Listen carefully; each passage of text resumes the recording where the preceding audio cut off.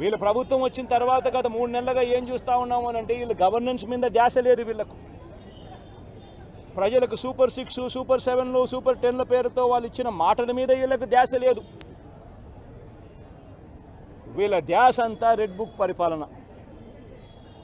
వీళ్ళ ధ్యాస అంతా రెడ్ బుక్ తెరచడము, ఎవరెవరికి కక్షలు ఉన్నాయో ఆ కక్షలు తీర్చుకునేదానికి గ్రీన్ సిగ్నల్ ఇవ్వడం. ఇది వీళ్ళ పరిపాలన మీద వీళ్ళ ధ్యాస. వీళ్ళు పెట్టాల్సిన ధ్యాస ఇటువంటి రిపోర్ట్ల మీద, ఇటువంటి కంప్లైంట్స్ మీద, ఇటువంటి ఘటనల మీద ఎవరెవరు ఏమేం చేయాలి అని చెప్పి ప్రోటోకాల్ ప్రకారం జరుగుతూ ఉందా లేదా, ఇవన్నీ జరుగుతున్నాయా లేదా అని చెప్పి చూసుకొని గవర్నెన్స్ రెగ్యులర్గా పాలసీ రెగ్యులర్గా జరిగి ఉంటే ఈరోజు ఫ్యాక్టరీస్ పరిస్థితి ఇలా ఉండేది కాదు.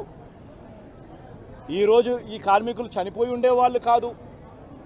ఈరోజు స్కూళ్ళు బాగుపడి ఉండేటివి. ఇంగ్లీష్ మీడియం టోఫుల్ 3వ తరగతిలోనే టోఫుల్ పీరియడ్ని తీసి ఉండేవాళ్ళు కాదు.